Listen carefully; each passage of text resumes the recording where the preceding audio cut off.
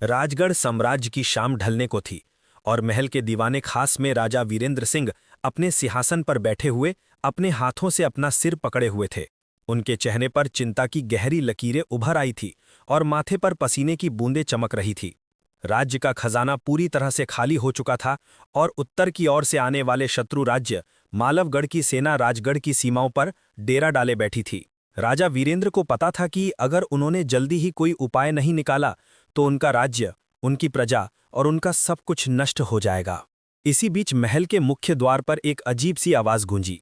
द्वारपाल ने जल्दी से अंदर आकर राजा को सूचना दी कि एक सौदागर उनसे मिलने आया है जो कहता है कि वो राजा की सभी समस्याओं का समाधान कर सकता है। राजा ने तुरंत उसे अंदर बुलाने का आदेश दिया। कुछ ही पलों में दीवाने खास के भारी दरवाजे खुले और एक युवा सौदागर अंदर आया। उसकी उम्र 22 साल के आसपास थी। लंबा कद, गोरा रंग और उसकी आंखों में एक अजीब सी चमक थी जो देखने वाले को असहज कर देती थी। उसने काले रंग का लंबा कोट पहना हुआ था और उसके गले में चांदी की एक अजीब सी चैन लटक रही थी जिस पर एक प्राचीन निशान बना हुआ था। सौदागर ने राजा के सामने झुककर अभिवादन किया और अपना परिचय देते हुए कहा कि उसका नाम अर्जुन मल्होत्रा है और वो दूर पूर्व के देशों से व्यापार करके आया है। उसने राजा को बताया कि उसके पास इतना धन है कि वो पूरे राजगढ़ साम्राज्य को खरीद सकता है और उसके पास ऐसी शक्तियां हैं जिनसे वो किसी भी सेना को हरा सकता है।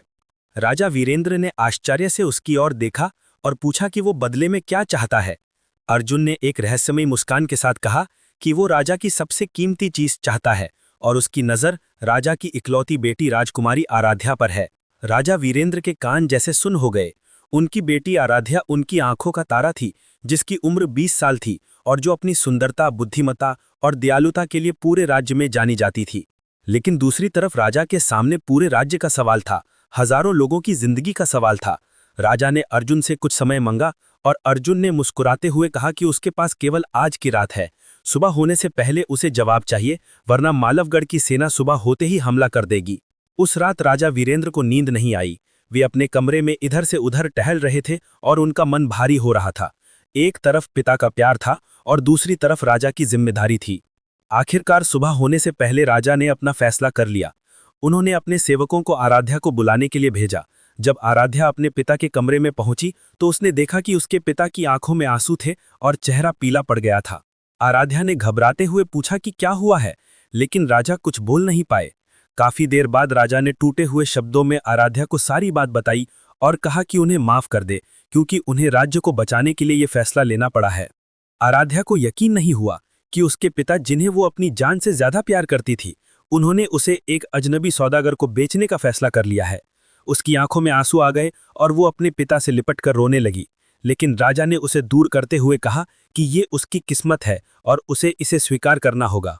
आराध्या का दिल टूट गया था, लेकिन उसने अपने राज्य और प्रजा के लिए इस फैसले को मान लिया। उसी दिन शाम को एक साधारण समारोह में राजा ने आराध्या का हाथ अर्जुन के हाथ में दे दिया और बदले में अर्जुन ने राजा को सोने से भरी 10 बैलगाड़ियां दी और एक अजीब सा ताबीज दिया जिसे राज्य की सीमा पर रखने से मालवगढ़ की सेना वापस लौट जाएगी। अर्जुन आराध्या को लेकर राजगढ़ से बहुत दूर एक घने जंगल के बीच स्थित अपनी विशाल हवेली में ले गया। वो हवेली इतनी बड़ी और भव्य थी कि आराध्या ने कभी सोचा भी नहीं था कि ऐसी जगह भी हो सकती है। लेकिन उस भव्यता के पीछे एक अजीब सा अंधेरा और सन्नाटा था जो आराध्या को डरा रहा था। हवेली के अंदर कई सेवक और नौकर थे, लेकिन सभी के चेहरे पर एक अजीब सा डर दिखाई देता था और कोई भी किसी से ठीक से बात नहीं करता था। अर्जुन ने आराध्या को एक बड़े कमरे में ले जाकर कहा कि ये उसका कमरा है और उसे यहीं रहना होगा। उसने ये भी साफ कर दिया कि आराध्या अब उसकी संपत्ति है और उसे वही करना होगा जो अर्जुन कहेगा। पहले कुछ दिन अर्जुन ने आराध्या पर ज्यादा ध्यान नहीं दिया। वो अपने व्यापार में व्यस्त रहता था और दिन भर हवेली से बाहर रहता था। लेकिन धीरे धीरे आराध्या को पता चला कि अर्जुन का व्यापार कोई साधारण व्यापार नहीं था। वो गैर कानूनी चीजों का व्यापार करता था, चोरी का माल बेचता था और लोगों को धोखा देकर उनकी संपत्ति हड़प लेता था। आराध्या के दिल में अर्जुन के लिए नफरत और डर दोनों पैदा हो गए थे, लेकिन सबसे ज्यादा दुख उसे अपने पिता पर था जिन्होंने अपने बेटी को ऐसे इंसान के हाथों बेच दिया था। कुछ हफ्तों बाद अर्जुन का व्यवहार बदलने लगा।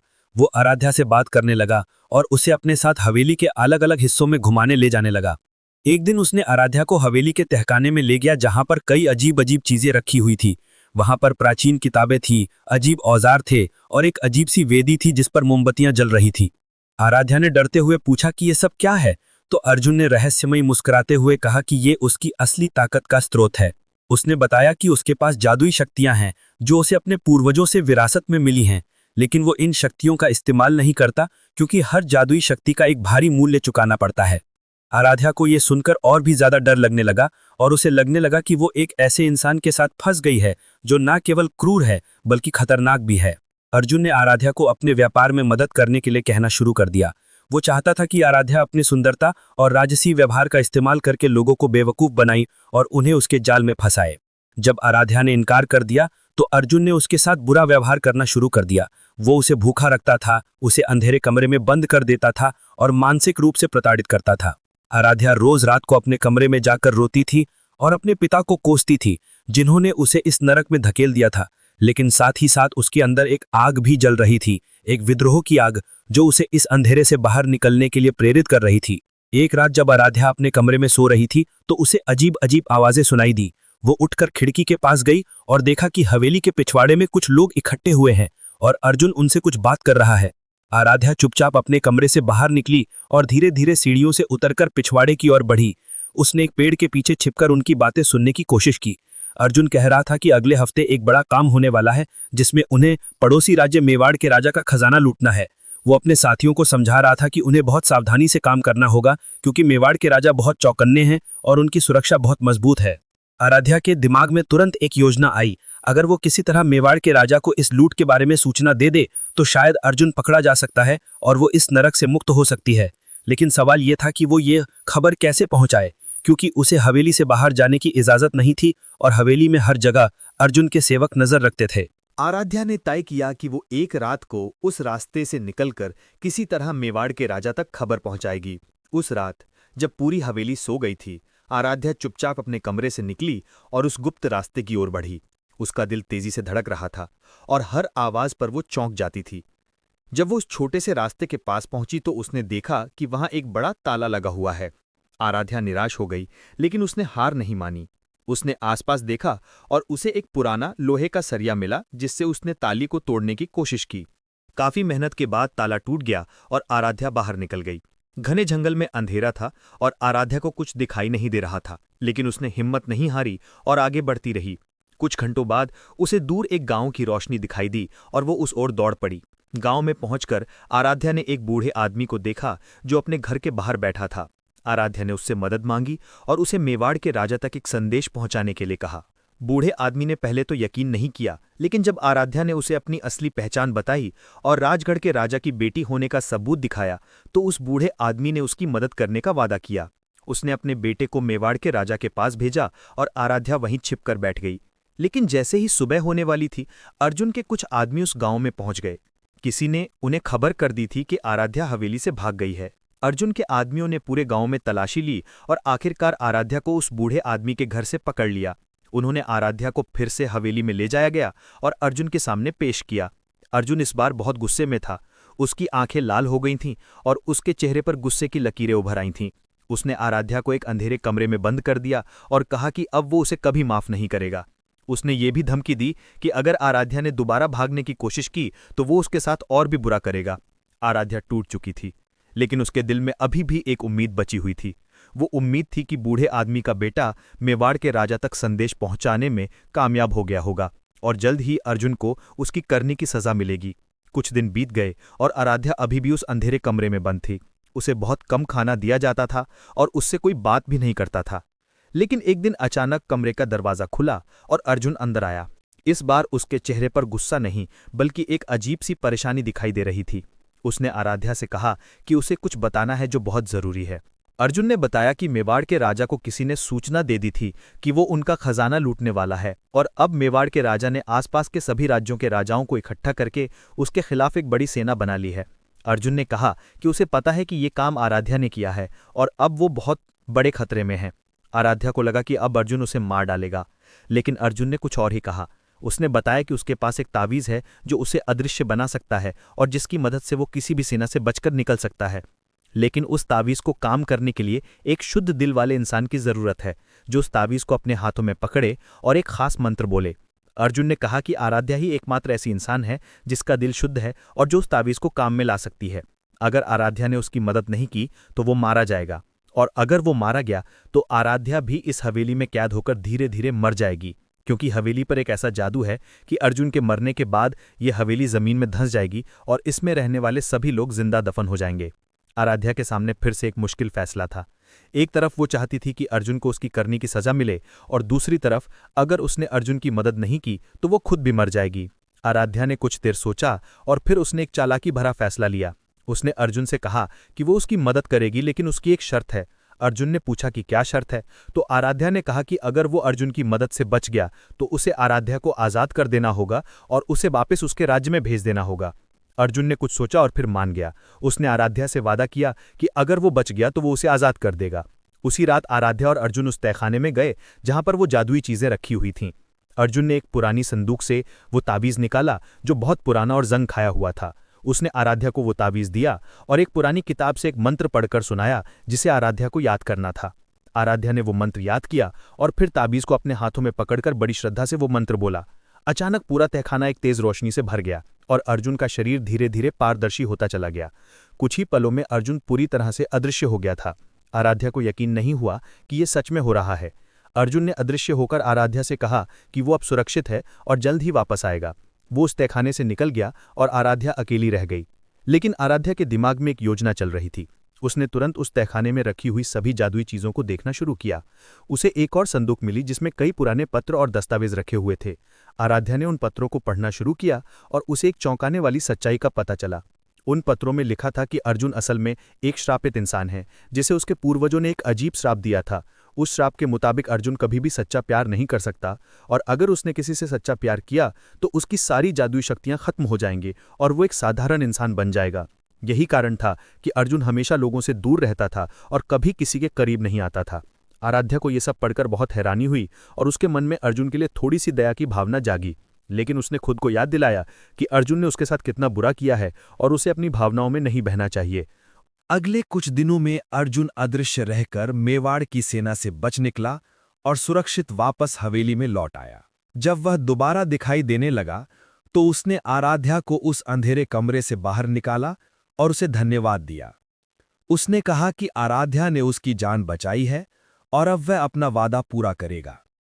लेकिन जब अर्जुन ने आराध्या को वापस भेजने की तैयारी शुरू की तो उसे एक अजीब सी बेचैनी महसूस हुई।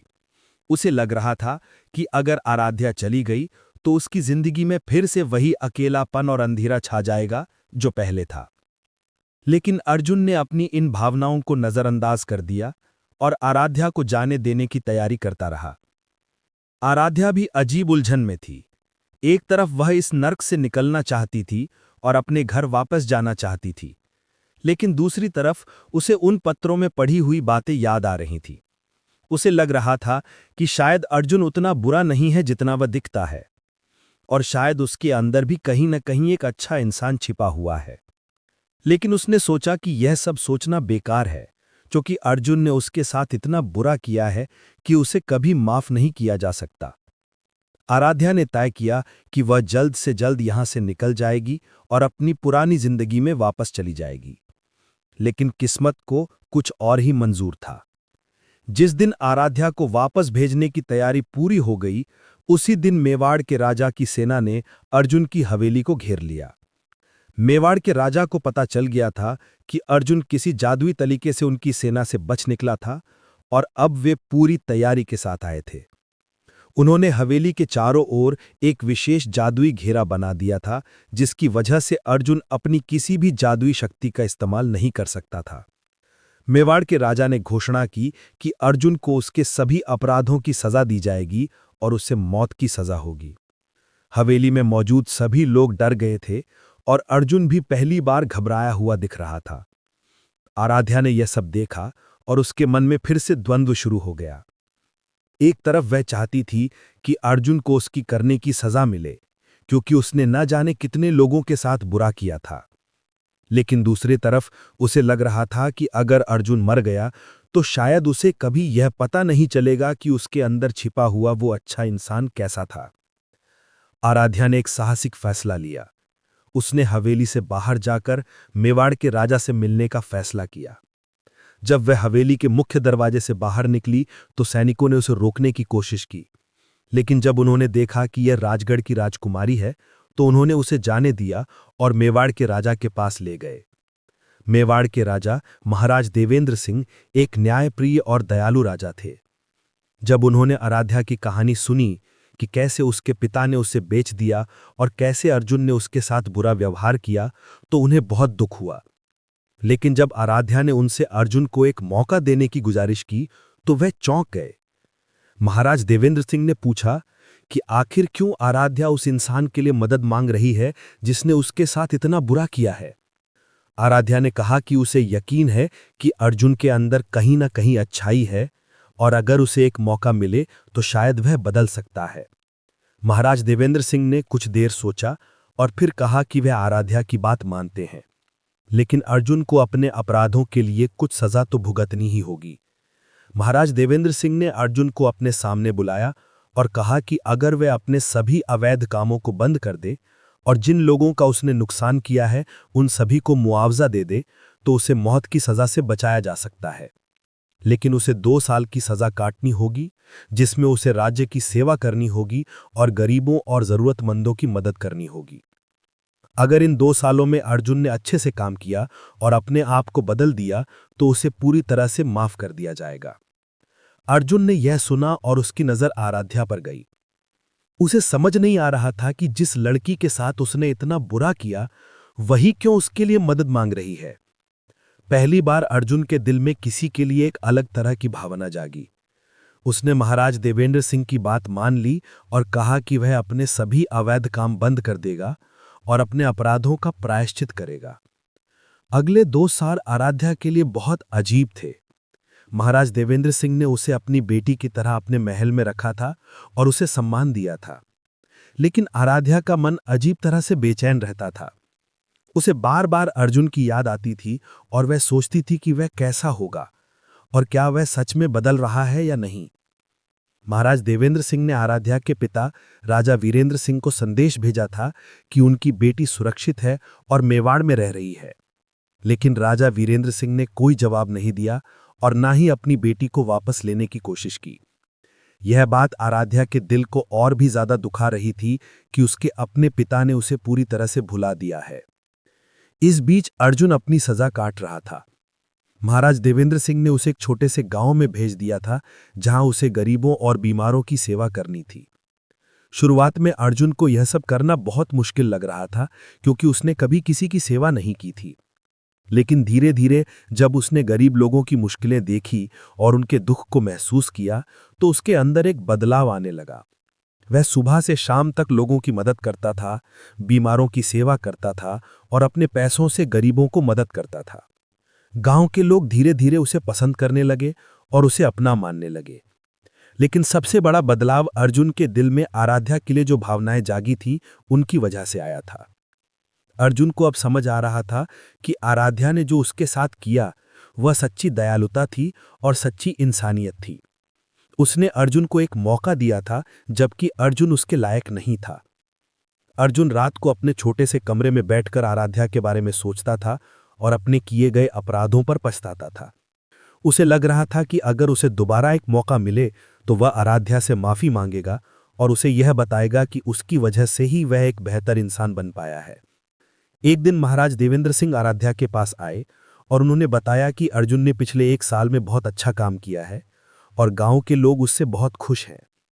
उन्होंने यह भी बताया कि अर्जुन ने अपनी सारी संपत्ति में से आधी संपत्ति गरीबों में बांट दी है और बाकी आधी संपत्ति उन लोगों को मुआवजा देने में खर्च कर दी है जिनका उसने नुकसान किया था। आराध्या को यह सुनकर बहुत खुशी हुई, लेकिन साथ ही साथ उसके मन में एक अजीब सी उत्सुकता भी जागी कि अर्जुन अब कैसा दिखता होगा और क्या वह सच में बदल गया है या नहीं। महाराज देवेंद्र सिंह ने आराध्या से पूछा कि क्या वह अर्जुन से मिलना चाहेगी। आराध्या ने कुछ देर सोचा और फिर हां कह दी। अगले हफ्ते महाराज देवेंद्र सिंह आराध्या को लेकर उस गांव में गए जहां अर्जुन सेवा कर रहा था। जब आराध्या ने अर्जुन को देखा तो वह पहचान नहीं पाई। वह पहले वाला घमंडी और क्रूर अर्जुन नहीं। उसके चेहरे पर एक शांति थी, उसकी आंखों में एक नरमाई थी और उसके व्यवहार में एक विनम्रता थी। अर्जुन ने जब आराध्या को देखा तो उसकी आंखों में आंसू आ गए। वह आराध्या के पास आया और उसके पैरों पर गिरकर माफी मांगने लगा। उसने कहा कि उसने जो कुछ भी आराध्या के साथ किया था वो बहुत गलत था और वो उसके लिए हमेशा पछताता रहेगा। उसने ये भी कहा कि आराध्या की दयालुता ने उसकी जिंदगी बदल दी है और उसे एक इंसान बनाया है। आराध्या ने अर्जुन को उठाया और उसे माफ कर दिया। उसने कहा कि हर इंसान गलतियां करता है, लेकिन जो अपनी गलतियों को स्वीकार करके सुधार ले वही असली इंसान होता है। अर्जुन ने आराध्या की आंखों में देखा और उसे पहली बार एहसास हुआ कि वो आराध्या से प्यार करने लगा है। ये प्यार वैसा नहीं था जैसा उसने कभी सोचा भी नहीं था। ये एक शुद्ध, सच्चा और निस्वार्थ प्यार था जो उसके दिल में जगह बना चुका था। लेकिन अर्जुन जानता था कि उसे ये बात आराध्या से कहने का कोई हक नहीं है, क्योंकि उसने आराध्या के साथ बहुत बुरा किया था। उसने तय किया कि वो अपनी इन भावनाओं को अपने दिल में ही रखेगा और कभी आराध्या के सामने नहीं लाएगा। जब आराध्या राजगढ़ पहुंची तो उसने देखा कि राज्य की हालत पहले से और भी खराब हो गई थी। राजा वीरेंद्र सिंह अर्जुन से मिले हुए धन को जुए और शराब में उड़ा चुके थे और राज्य फिर से कर्ज में डूब गया था। प्रजा परेशान थी और राजा से नाखुश थी। जब आराध्या महल में पहुंची तो उसके पिता ने उसका स्वागत तक नहीं किया। राजा वीरेंद्र सिंह को अपनी बेटी को देखकर शर्म आनी चाहिए थी, लेकिन उनके चेहरे पर कोई पछतावा नहीं था। आराध्या को अपने पिता को देखकर बहुत दुख हुआ और उसे एहसास हुआ कि उसके पिता ने उसे बेचने के बाद से कुछ नहीं सीखा है। आराध्या ने अगले कुछ हफ्तों में राज्य की स्थिति को समझने की कोशिश की। उसने प्रजा से बात की, सलाहकारों से मिली और राज्य के खजाने की हालत देखी। सब कुछ बहुत बुरा था। राजा वीरेंद्र सिंह केवल अपनी ऐश्वर्य की जिंदगी जीने में लगे हुए थे और राज्य की परवाह उन्हें बिल्कुल नहीं थी। आराध्या ने अपने पिता से कई बार बात करने की कोशिश की, लेकिन राजा वीरेंद्र सिंह ने उसकी एक ना सुनी। लेकिन आराध्या चुप बैठने वाली नहीं थी। उसने चुपचाप राज्य के कुछ ईमानदार सलाहकारों और मंत्रियों से मिलना शुरू किया और उनके साथ मिलकर राज्य को बचाने की योजना बनाने लगी। उसने प्रजा के बीच जाकर उनकी समस्याएं सुनी और उन्हें ये यकीन दिलाया कि जल्दी ही सब कुछ ठीक हो जाएगा। प्रजा ने आराध्या में एक नई उम्मीद देखी और उसे अपना समर्थन देने लगी। धीरे धीरे आराध्या के आसपास ऐसे लोगों का एक समूह बन गया जो राज्य को बचाना चाहते थे और राजा वीरेंद्र सिंह के अत्याचारों को रोकना चाहते थे। इस बीच अर्जुन मेवाड़ में बैठा आराध्या के बारे में सोच रहा था। उसे पता नहीं था कि आराध्या राजगढ़ में कैसी है और क्या वो खुश है या नहीं। एक दिन उसे एक व्यापारी से पता चला कि राजगढ़ की हालत बहुत खराब है और राजा वीरेंद्र सिंह ने फिर से राज्य को बर्बाद कर दिया है। अर्जुन को आराध्या की बहुत चिंता हुई और उसने तय किया कि वह एक बार राजगढ़ जाकर देखेगा कि सब कुछ कैसा है। उसने महाराज देवेंद्र सिंह से अनुमति मांगी और मेवाड़ से राजगढ़ की ओर चल पड़ा। जब अर्जुन राजगढ़ पहुंचा तो उसने अपनी पहचान छिपाकर साधारण कपड़े पहने और प्रजा के बीच घूमने लगा। उसने लोगों से राज्य की हालत के बारे में पूछा और जो कुछ भी उसने सुना वो बहुत दुखद था। लोगों ने बताया कि राजा वीरेंद्र सिंह ने प्रजा पर भारी टैक्स लगा दिए हैं और जो लोग टैक्स नहीं दे पाते उन्हें जेल में डाल दिया जाता है। लोगों ने यह भी बताया कि राजकुमारी आराध्या वापस आई है और वो प्रजा की मदद करने की कोशिश कर रही है, लेकिन राजा उसकी बात नहीं सुनते। अर्जुन का दिल टूट गया ये सुनकर कि आराध्या इतनी मुश्किलों से गुजर रही है। उसने तय किया कि वो किसी भी तरह से आराध्या की मदद करेगा, चाहे उसे कुछ भी करना पड़े। अर्जुन ने एक योजना बनाई। उसने राज्य के कुछ प्रमुख व्यापारियों और जमींदारों से मुलाकात की और उन्हें समझाया कि अगर राजा वीरेंद्र सिंह इसी तरह राज्य चलाते रहे तो जल्दी ही पूरा राज्य बर्बाद हो जाएगा और उनका भी सब कुछ खत्म हो जाएगा। अर्जुन ने उन सभी को एक साथ लाकर एक संगठन बनाया जो राजा वीरेंद्र सिंह के खिलाफ आवाज उठाएगा। लेकिन अर्जुन जानता था कि केवल आवाज उठाने से कुछ नहीं होगा। उसे कुछ ठोस सबूत चाहिए थे जो राजा वीरेंद्र सिंह के अपराधों को साबित कर सकें। अर्जुन ने अपनी पुरानी शक्तियों का इस्तेमाल न करने का फैसला किया था, क्योंकि वो अब एक नया इंसान बन चुका था, लेकिन उसे अपनी पुरानी चालाकी और बुद्धिमत्ता का इस्तेमाल करना आता था। उसने राजा के कुछ भ्रष्ट मंत्रियों और सलाहकारों के साथ व्यापारी बनकर दोस्ती की और उनसे राजा के गुप्त कामों के बारे में जानकारी इकट्ठा करने लगा। कुछ ही हफ्तों में अर्जुन के पास राजा वीरेंद्र सिंह के कई अपराधों के सबूत इकट्ठे हो गए थे। उसे पता चला कि राजा ने राज्य के खजाने से चोरी की है, प्रजा से जबरदस्ती पैसे वसूले हैं और कई निर्दोष लोगों को झूठे आरोपों में जेल में डाला है। एक दिन उसे पता चला कि आराध्या महल के बाहर एक मंदिर में गई हुई है, जहां वो प्रजा की भलाई के लिए प्रार्थना करने जाती है। अर्जुन ने तय किया कि वो आराध्या से मिलेगा और उसे सब कुछ बताएगा। जब आराध्या मंदिर से बाहर निकली तो अर्जुन उसके सामने आ गया। आराध्या ने जब अर्जुन को देखा तो वो पहले तो चौंक गई और फिर उसकी आंखों में खुशी के आंसू आ गए। उसने पूछा कि अर्जुन यहाँ क्या कर रहा है और कैसे आया। अर्जुन ने उसे सब कुछ बताया कि उसे राजगढ़ की हालत के बारे में पता चला और वो उसकी मदद करने आया है। आराध्या को यह सुनकर बहुत हैरानी हुई कि अर्जुन उसकी चिंता करता है और उसकी मदद के लिए इतनी दूर से आया है। उसके दिल में अर्जुन के लिए जो भावनाएं थी वो और भी मजबूत हो गईं। अर्जुन ने आराध्या को वे सभी सबूत दिखाए जो उसने इकट्ठे किए थे और कहा कि अब समय आ गया है कि राजा वीरेंद्र सिंह को उनके अपराधों की सजा मिलनी चाहिए। आराध्या ने सहमति में सिर हिलाया और कहा कि वो भी यही चाहती है, लेकिन उसे नहीं पता था कि ये कैसे किया जाए। अर्जुन ने कहा कि उसके पास एक योजना है और उन्हें मिलकर काम करना होगा। अर्जुन और आराध्या ने मिलकर एक योजना बनाई। उन्होंने तय किया कि वे राजा वीरेंद्र सिंह के सभी अपराधों को पूरी प्रजा के सामने उजागर करेंगे और आसपास के सभी राज्यों के राजाओं को बुलाकर एक न्यायिक सभा आयोजित करेंगे जहां राजा वीरेंद्र सिंह का मुकदमा चलेगा। आराध्या ने अपने विश्वास पात्र मंत्रियों और सलाहकारों से बात की और उन्हें योजना के बारे में बताया। सभी ने आराध्या का साथ देने का वादा किया क्योंकि वो भी राजा वीरेंद्र सिंह के अत्याचारों से तंग आ चुके थे। अर्जुन ने महाराज देवेंद्र सिंह को एक गुप्त संदेश भेजा और उन्हें पूरी स्थिति के बारे में बताया। महाराज देवेंद्र सिंह ने तुरंत आसपास के सभी राज्यों के राजाओं को संदेश भेजा और उन्हें राजगढ़ में एक महासभा के लिए बुलाया। जब राजा वीरेंद्र सिंह को इस महासभा के बारे में पता चला तो उन्हें लगा कि ये उनके सम्मान में आयोजित की जा रही है और वो बहुत खुश हो गए। उन्हें इस बात का जरा भी अंदाजा नहीं था कि ये महासभा असल में उनके खिलाफ एक मुकदमा चलाने के लिए बुलाई गई है। महासभा के दिन राजगढ़ के मुख्य दरबार में सभी बड़े राजा और महाराजा इकट्ठे हुए। महाराज देवेंद्र सिंह ने सभा की अध्यक्षता की और घोषणा की कि आज यहाँ राजा वीरेंद्र सिंह के खिलाफ गंभीर आरोप लगाए गए हैं और इस सभा में उन आरोपों की जांच की जाएगी।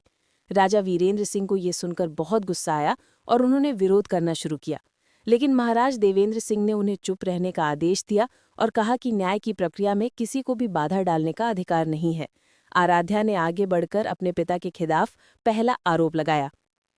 उसने कहा कि उसके पिता ने अपनी इकलौती बेटी को एक अजनबी सौदागर को पैसों के लिए बेच दिया था। उसने ये भी बताया कि कैसे उसके पिता ने राज्य के खजाने को अपनी ऐश्वर्य की जिंदगी में उड़ा दिया और प्रजा पर भारी टैक्स लगाकर उनकी जिंदगी मुश्किल बना दी।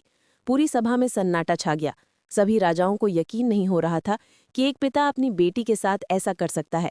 राजा वीरेंद्र सिंह ने इन आरोपों को नकारने की कोशिश की, लेकिन अर्जुन ने आगे बढ़कर उन सभी सबूतों को पेश किया जो उसने इकट्ठे किए।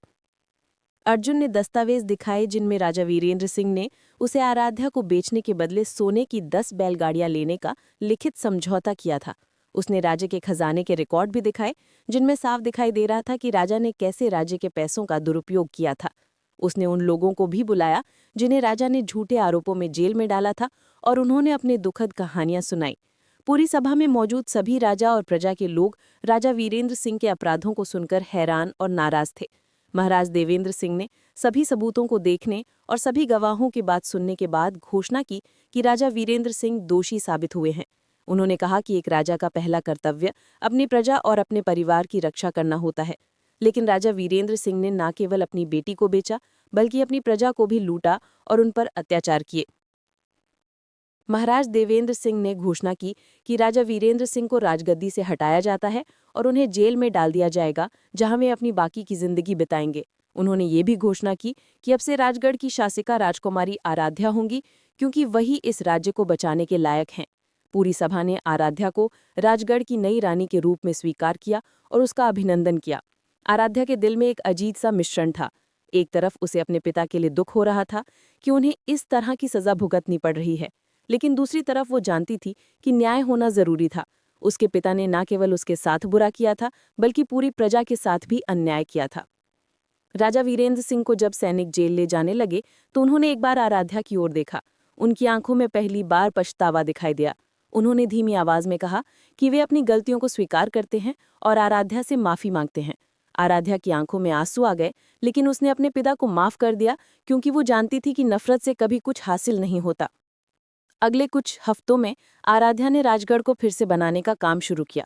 उसने सभी अनुचित टैक्स हटा दिए, जेल में बंद सभी निर्दोष लोगों को रिहा कर दिया और प्रजा की भलाई के लिए कई योजनाएं शुरू की। उसने स्कूल और अस्पताल बनवाए, किसानों की मदद के लिए योजनाएं लाई और राज्य के खजाने का सही तरीके से इस्तेमाल किया। प्रजा बहुत खुश थी और सभी लोग अपनी नई रानी से बहुत प्यार करने लगे थे। राजगढ़ फिर से एक खुशहाल और समृद्ध राज्य बनने लगा था। इन सब कामों में अर्जुन ने आराध्या की बहुत मदद की। वो हर समय आराध्या के साथ रहता था और उसे सलाह देता था।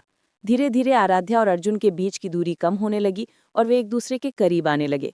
लेकिन दोनों अभी भी अपने दिल की बात एक दूसरे से नहीं कह पा रहे थे।